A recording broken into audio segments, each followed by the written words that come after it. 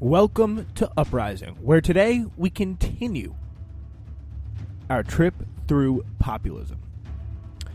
And we hope you enjoyed the show last week, and spoiler alert, it's going to look a lot like the show this week. Because what we were going to be doing is we're going to be continuing to work our way through some Thomas Frank from his most recent book, an excerpt published online, The People, No. That's N-O. Because populism really, and the history of anti-populism that is so strong in this country is really all about telling people no. And we talked a little bit about last time how these people, they finally got the answers that they wanted. Populism, in the end, did not perish. It lived on, and it eventually got what it wanted. Monopolies were broken up. Women got the vote. Rich people got income tax. Beginning in the 1910s, farmers got a whole host of programs designed to protect them from speculators and middlemen and the ups and downs of the market. Putting unemployed people to work on infrastructure eventually became a standard element of economic policy. Keynesian economics in some form. Of course, big thing after the Green New Deal, or not the New Deal, just the normal New Deal, not the Green New Deal, unfortunately. But yeah, that is kind of where we left off last time, and it really is a true point, and it's something that is very, very key and crucial to understanding some of the success that people have had with these movements. It came from a time where these economic conditions were in such a tough and perilous place, and a lot of very similar economic conditions were happening now, but kind of on a more drastic scale. Like, the thing I think that really does hold us back a lot in this country is wherever you are, there is a certain level of, like, as tough and depressing and as isolating things could be, like, you can always drive to a convenience store and, you know, you can get like a Snickers bar or whatever. And just, if you're older and maybe you feel comfortable, get, you know, like a little, like some alcohol or some drugs in a lot of cases for a lot of people. And this is really where it can get bad with the opioids and things like that, and painkillers. But, like, even if you're in one of those depressed towns in the country, you can really always go do that. But I think back then it was these just basic floor standard of living in terms of things you had access to were so low, and other people's standards were so high. But really, proportionally now, we are looking at the same thing. Like, we are looking at, like, just an insane new Gilded Age, but we just, the disturbing thing is, like, the populist energies that are brewing in this country are so disorganized, and just, it's not really happening. It's hard to know what stage in history of this story we're at, and the chances are, of course, that it's going to be a completely different, or not a completely different story, but a different story with different points, because history doesn't really repeat itself. The saying goes, history rhymes. So that is kind of where we're at here. But yeah, populism also in monetary policy was successful. The country finally came off the gold standard in 1933. Ultimately, the United States moved to adopt the most radical populist demand of all, a managed or fiat currency, which we didn't fully do until 1971, some 80 years after the populists came thundering over the prairies. These items make up the populist contribution, a phrase that a long ago historian used to describe this list of triumphs. For the scholars of the generation, populism was a chapter in the stories of democracy's advance, part of a long-running drama in which the American people faced off against aristocratic financial interests, a very kind of New Deal perspective based on the time where there's been a lot of suffering, there's been a lot of economic trauma, and that is kind of how it was processed in the 30s and 40s and things like that. So the movement aimed to make America, quote, a land of democratic equality and opportunity. This is the historian Vernon L. Parrington in 1930. He wrote that it was to make government in America serve man rather than property. So that was a big thing that really was kind of revolutionary at the time, because considering how, like, look at, like, just, I know it's kind of a very cliche example here, but, like, look at, like, a show like Downton Abbey. They were still doing that stuff where they had just, like, feudal, your local feudal lord, your, like, which really was nothing really more than your feudal rich guy, but, like, there was always a guy, there always were those, like, the baron, like, that they have there in, I forget his name, I think his name was, like, John or something, I don't even know. It's like, I watched that show for, like, 2 seasons, I have not watched it since, but there is there's a baron, there's like a rich family, and there's other rich families, kind of one in every town. And that was a very kind of like property-serving government. And for a long time, those were the only people who would be elected to parliament because those were the only people, them and their friends were the only people who were allowed to vote. So that was a big, like, kind of revolutionary change. But of course, our democracy, things weren't really too different and still aren't now. So there is that. But yeah, that was a very, very interesting thing because it showed populism was really about egalitarian aspirations lived in real life and were capable of prevailing even in the country's most corrupt and plutocratic period. Probably because the country was so corrupt and plutocratic. The ideology of populism was not a difficult thing for historians in 1930 to identify. Its signature ideas, equality, hostility to privilege, anti-monopoly, were really part of a radical 19th century tradition that could be traced back to Thomas Paine and Thomas Jefferson. One reason that historians knew this was because populists said so all the time. The Jefferson the pops admired is easy to pinpoint. It was really the Jefferson who declared that banks were more dangerous than standing armies. That is insane. That really is insane. They, like, the populist people, like, they were really drawing off of, like, a lot of what the Founding Fathers said, because they did have some pretty interesting and pretty, quote-unquote, to use an online term today, the Founding Fathers were based in some aspects, bro. Not just to say that, yeah, they owned slaves and were also pretty awful, but they really had, and a large part of it was, of course, because of the time, but they did not like standing armies. They did not like an overarching government. They were, in a large way, they were a little bit libertarian-y, but, of course, not. They were much more to the bottom right of the political compass, I would say, as opposed to more the bottom left. That is definitely how they shaked out. If you look at the kind of the racial aspects of things, and I think a lot of it that's what most people were at the time, because of course you get the Adam Smith big hand, or the invisible hand there.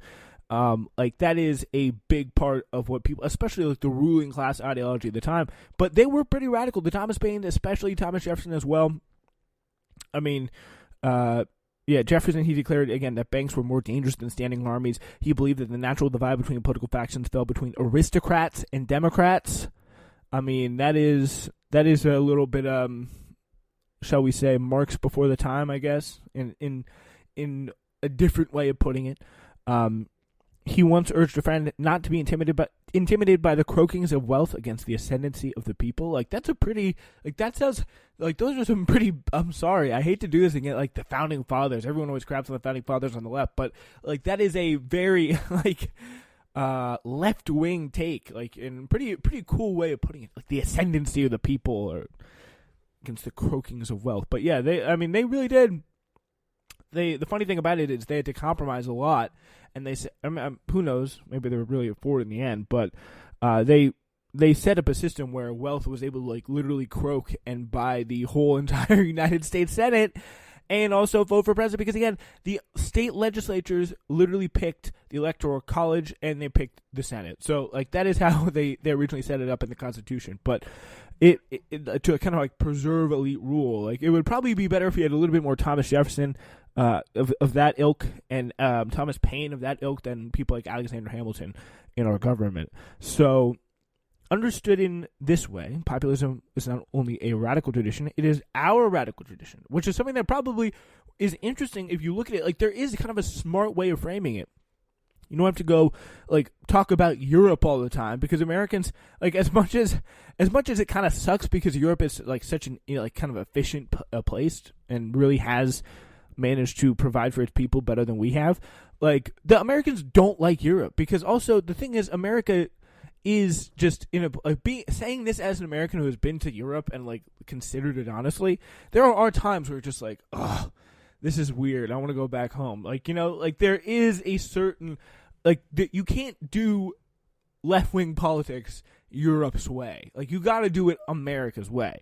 Yeah, like, there is a way that works better for Americans in America, and a big way, like, this could be a way of framing it that is a lot more effective.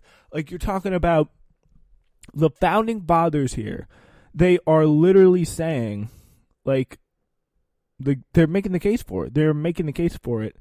Populism, left-wing politics, like politics is divided between aristocrats and Democrats, and you can't be intimidated by the croakings of the wealth against the ascendancy of the people. Like, this is our lifeblood of our democracy. Like, these are the people who built it. These are the people who, if you're conservative, if you're Democratic, if you're an average American, you greatly respect the founding fathers and Thomas Paine because you learned about them in elementary school. Like, that is, you are very, very tied in to them and thinking they're good. So, if this is really what the narrative, I think it could be probably a little bit more effective. Would be like, we need to make it like Denmark. People are like, I mean, I guess Denmark's nice, it's cool, but Thomas Jefferson meant us to be this way. I think it's an interesting strategy. It probably could appeal maybe a little bit more to the non-coastal people. I mean, because you do tend to have a little bit more emphasis because if you're in a more kind of conservative area. For example, you're like a West Virginia voter. You grew up and you have a lot around a lot of conservatives. You have a lot of respect for this country, but you are live in economic conditions that would probably be well disposed to kind of populism, social democracy, socials, whatever you want to call it, left wing politics. And you go up to the person and say, "Wait, we got to be like Denmark, Great Britain. We got to go to places you don't really know that much about. That's not your country." But if you could say, yeah, Thomas Jefferson, the founding father, the person who built this place, Thomas Paine, helped start our American Revolution 1776 against those people, and this is what they thought about banks and standing armies and overwhelming state power. That could be a very effective thing. And populism is a tradition that has carried out throughout our entire history. It's a homegrown left that spoke our American vernacular and worshipped at the shrines of Jefferson and Paine rather than Marx. We may have lost sight of the specific demands of the populist Omaha platform. We're not going to go talking about the gold standard anymore, but the populist instinct stays with us. It is close to who we are as a people. We may gag at political correctness, but populism endures. Populism is what ensures that even when we bridle against the latest crazy radical doings on campus, we also hate snobs and privilege with the core of our collective democratic being. Over the last century, observers have called countless movements and politicians populist because they were reminiscent in some ways of the original. The People's Party, however, is one of the very few movements to apply that word to itself and proudly call itself populist. For decades after its brief flowering, it remained virtually the only example of the species, the number one definition of the word in English language dictionaries. It's therefore kind of surprising modern-day thinkers who assail what they call populism rarely bother to consider the movement that invented the word.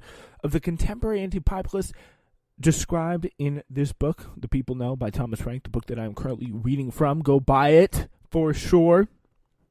Of the contemporary anti-populist described, almost every single one is employed by an American news outlet, university, or think tank, yet they attach the term far more frequently to the deeds of the Le Pen family in France, or the rhetoric of South American politicians, than to the group that revolutionized U.S. politics in the 1890s and set the stage for pretty much the saving of capitalism with the New Deal. So some of these experts seem unaware the People's Party even existed, and others mention it only casually in passing. The only time you really it's 10th grade, and you have to learn about that, 11th grade, A push, whatever. Still, in their characterization of populism as a threat to democracy, and ism as insidious in its own way as communism used to be, these present-day thinkers are doing far more than calling into question various racist demagogues. They are also attacking the American radical tradition.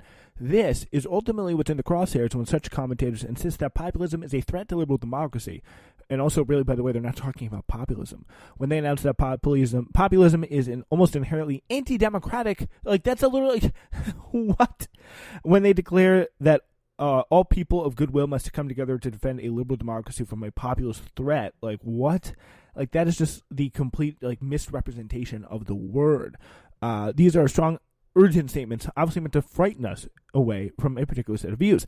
Millions of foundation dollars have been invested into putting scary pronouncements like these before the public. Media outlets have incorporated them into thought feeds of the world. They're everywhere now. Your daily newspaper, if your town still has one, almost certainly throws the word populist at racist demagogues and pro-labor liberals.